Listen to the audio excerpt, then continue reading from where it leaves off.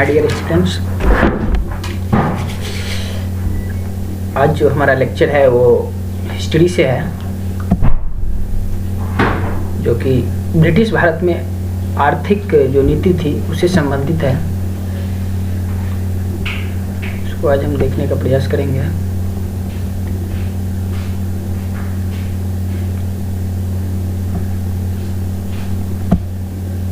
अंग्रेजों का जो भू राजस्व नीति था,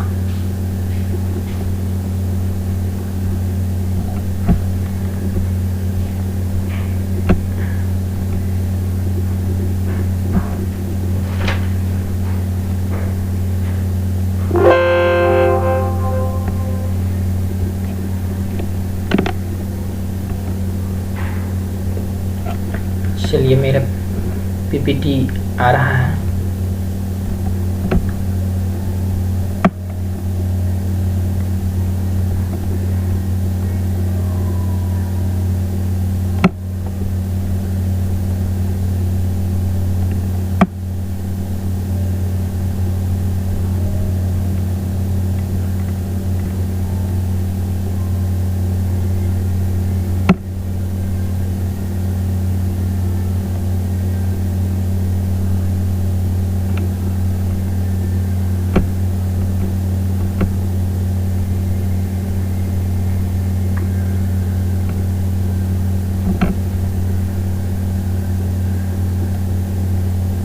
थोड़ा समय लग रहा है,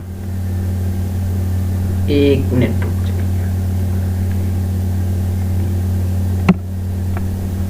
जाइए। है कि आधुनिक भारत का इतिहास है।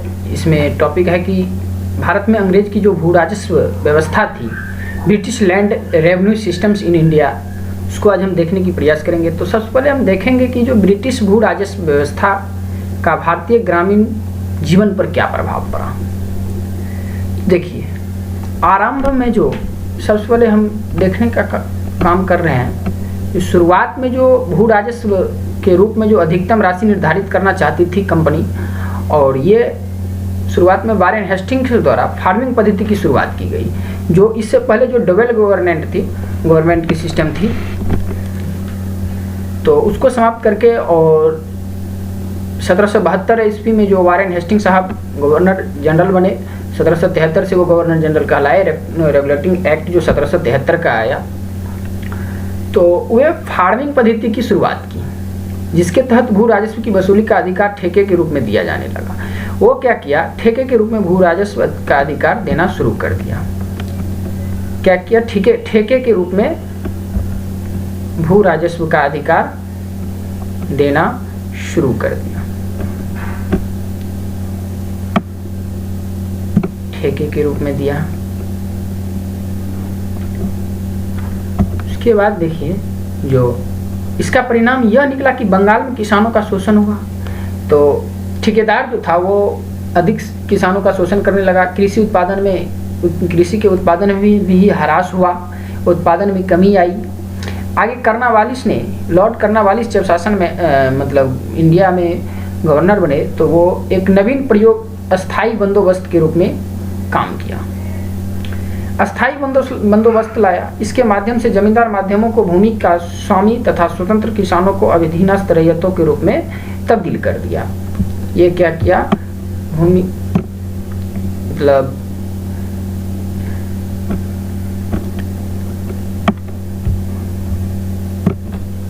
ये भूमि का स्वामी किसको बनाया, जमींदार और मध्यस्थों को भूमि का स्वामी, और स्वतंत्र किसान जो थे उसको अधीनस्थ रैयतों के रूप में तब्दील कर दिया, बदल दिया, मतलब रैयत बना दिया गया। और सबसे बढ़कर सरकार की जो राशि सदा के लिए निर्धारित निश्चित कर दी गई, और रैयतों को जमींदारों की कृपा पर छोड़ दिया गया। रैयत को जो है जमींदार की कृपा पर छोड़ दिया गया।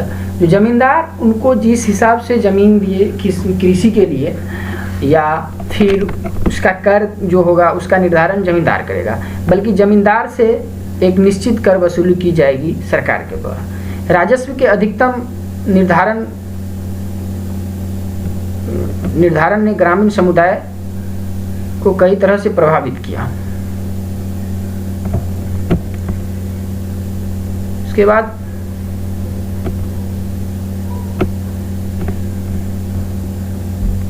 अगला स्लाइड जो इसमें इनमें जो है कुछ प्रभाव इस प्रकार जो प्रभाव दिखने को मिला, तो उस प्रभाव को हम देखने की कोशिश करेंगे। तो इसमें जो है कई प्रकार के प्रभाव मिले। एक था नकदी फसलों के उत्पादन की ओर उन्मुख हुए, परंतु कृषि नकदी फसल को ज़्यादा मतलब उत्पादन किया जाने लगा, परंतु कृषि के जो व्यावसायीकरण के बावजूद भी कोई सुधार नहीं हुआ। परंतु कृषि का व्यावसायीकरण के बावजूद जब यह नकदी फसल उपजाना शुरू हुआ, फिर भी कृषि में कोई खास सुधार नहीं हुआ, क्योंकि इसका मुख्य अंश जो जमींदार और बिचौलियों को प्राप्त होता था। इसका जो मुख्य अंश जो था वो किसको प्राप्त होता था? जमींदार और बिचौलियों, जो ठेके पे मतलब जो जमींदारी कर वसूलने का काम करते थे, तो उसको ज़्यादा मतलब फ़ायदा होता था। वो किसानों से लेता कुछ और था और जमा कुछ और, गवर्नमेंट के पास जमा कुछ और करता था, गवर्नमेंट हो या कंपनी हो, उसके पास जमा कुछ और करता था। भू राजस्व की राशि अधिकतम रूप में होने के कारण किसानों के पास ऐसा कोई अधिशेष नहीं बच पाता था। भू राजस्व इतना अधिक होता था कर, जो कि किसानों के पास कुछ बचता नहीं था, किसानों के पास कुछ बच नहीं पाता था।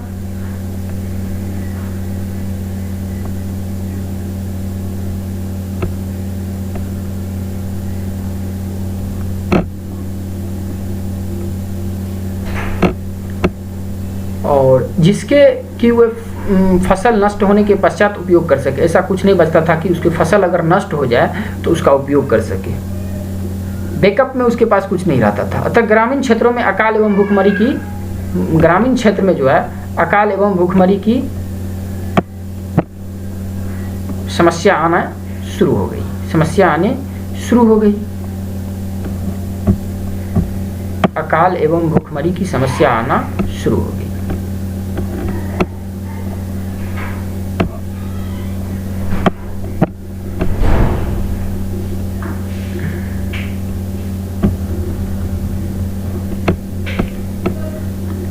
और उसके बाद है जमींदारों को कृषि क्षेत्र में निवेश करने में कोई रुचि नहीं थी। जमींदार इस पे नहीं ध्यान दिया, उसके टेक्नोलॉजी का उपयोग, तकनीकी का प्रयोग नहीं किया, तथा कृषक निवेश की स्थिति में नहीं थे। और कृषक जो भी थे वो भी निवेश की, किसान भी जो था वो भी निवेश की स्थिति में नहीं था। मतलब उसमें कुछ निवेश, नया चीज़, नया पहलू, नए तरीका से कृषि को किया जाए ताकि अधिक से अधिक उत्पादन हो, अधिक से अधिक लाभ कमाया जाए। तो ऐसा कोई तरह का प्रयास ना जमींदारों की तरह से किया गया, और ना ही किसान इतने मतलब ऐसे स्थिति में था जो वो कुछ कर सकता था।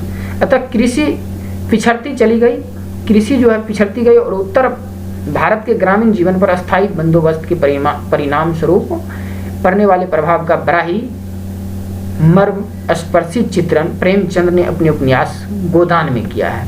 प्रेमचंद साहब का एक उपन्यास गोदान है, जिसमें मतलब कृषि पर जो अस्थायी बंदोबस्त का प्रभाव पड़ा उसका चित्रण किया गया है।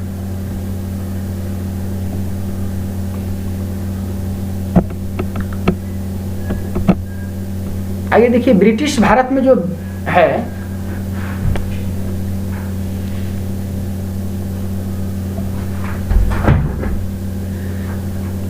ब्रिटिश भारत में जो आधुनिक उद्योगों का विकास हुआ, development of modern industries in India, जिसमें ब्रिटिश भारत में आधुनिक उद्योगों की स्थापना का प्रारंभ अगर माना जाए तो वो 1850 ईस्वी से माना गया।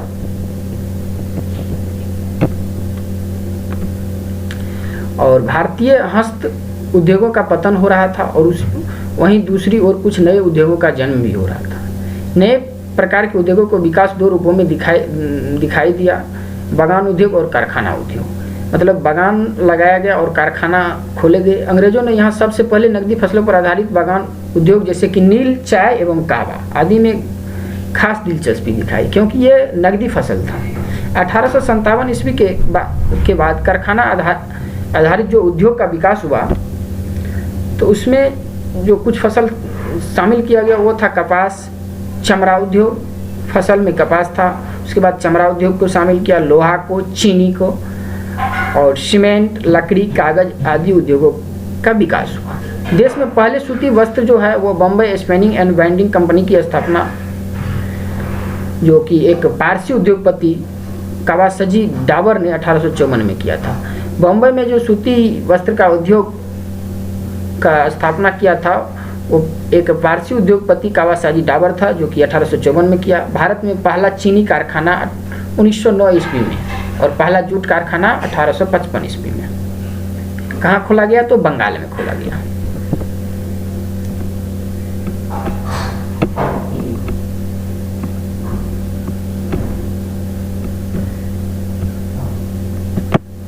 बंगाल में खोला गया। पहली बार आधुनिक इस्पात तैयार करने का प्रयास 1830 में मद्रास के दक्षिण स्थित आर्कट जिला, जो कि जोसिया मार्शल हेथ द्वारा किया गया। 1907 ईस्वी में जमशेद जी, जो टाटा थे, जमशेद बाबू टाटा के प्रयास से एक Tata iron and steel company की स्थापना हुई और इस प्रकार इन उद्योगों का क्रमशः विकास होता रहा।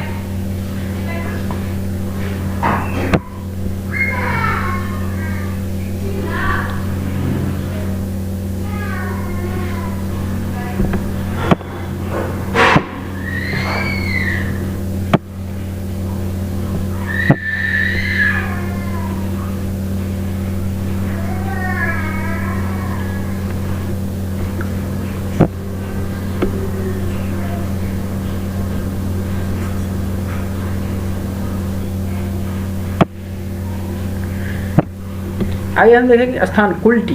कुल्टी एक जगह है, कहाँ है? पश्चिम बंगाल में। 1870 ईस्वी में यहाँ पे बंगाल आयरन वर्क्स कंपनी की स्थापना हुई। शकाची है, जो कि झारखंड में है। 1908 ईस्वी में यहाँ पे भारत लौह इस्पात कारखाना जमशेद जी टाटा के सहयोग से हुआ। हीरापुर, जो कि पश्चिम बंगाल में है, 1907 ईस्वी में इसे पहले भारतीय लौह इस्पात कंपनी के नाम से जाना जाता है। भद्रावती कर्नाटक में है। 1923 में यहाँ पे Visvesvaraya iron and steel company का स्थापना हुआ। बर्नरपुर, पश्चिम बंगाल, 1937 में। इस कारखाने के बाद से Indian iron and steel company विलय कर दिया गया।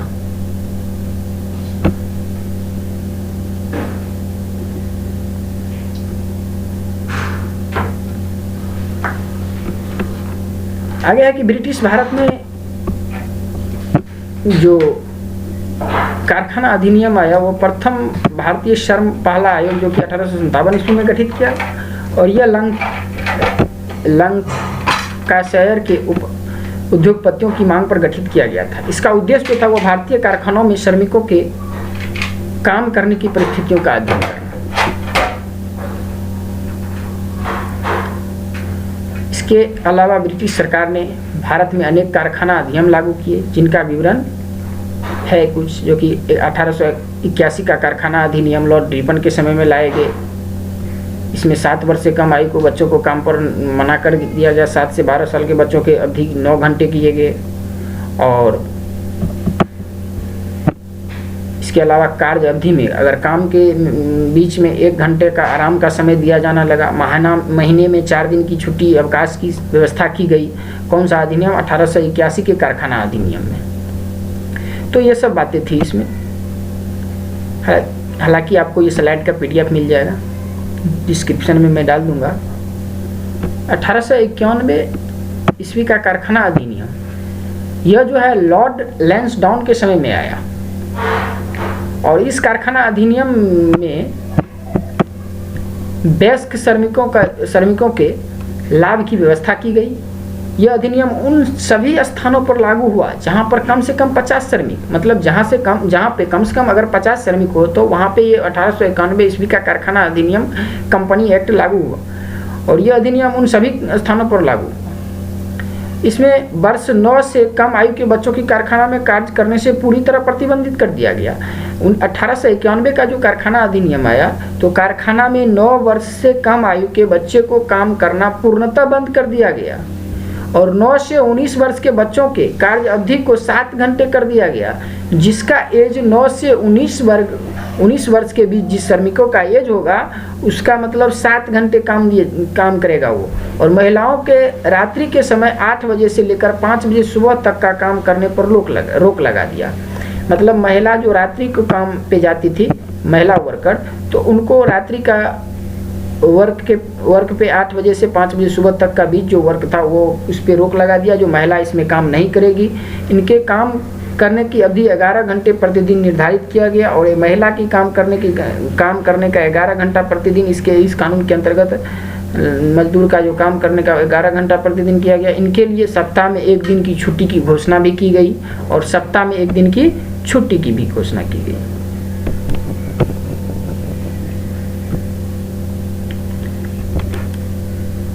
चलिए अगला स्लाइड है कि 1911 ईस्वी का जो कारखाना अधिनियम था, तो ये 1891 ईस्वी के कारखाना अधिनियम को ही संशोधित किया गया। 1911 ईस्वी में प्रस्तुत किया गया कि इसमें पुरुषों के कार्य करने की अवधि 12 घंटे प्रतिदिन निश्चित किया गया और लॉर्ड हार्डिंग साहब जो थे, लॉर्ड हार्डिंग द्वितीय के समय में लाए गए अधिनियम में अल्पायु बच्चों को कारखाना में 7 बजे संध्या से 5 बजे सुबह के बीच कार्य करने से प्रतिबंधित कर दिया गया। मतलब अल्प आयु का जो बच्चा होगा उसको कारखाना में 7 बजे संध्या से 5 बजे सुबह तक के बीच काम नहीं करने दिया जाएगा। 1922 ईस्वी का जो कारखाना अधिनियम था यह लॉर्ड लीडिंग के समय में लाया गया और यह अधिनियम उन कारखानाओं पर लागू होता है जहां पर 20 से अधिक श्रमिकों की संख्या में हो अथवा बिजली का प्रयोग किया जाता हो। इस अधिनियम में कारखाना में कार्य करने की बच्चों की जो आयु होगी वो 12 से 15 वर्ष के बीच कर दिया गया। इनके कार्य करने की अवधि को 6 घंटे प्रतिदिन कर दिया गया। तत्पश्चात इस अधिनियम में जो 1923 में और 1924 में, 1926 में और 1931 में कुछ संशोधन, आंशिक रूप से संशोधन किया गया।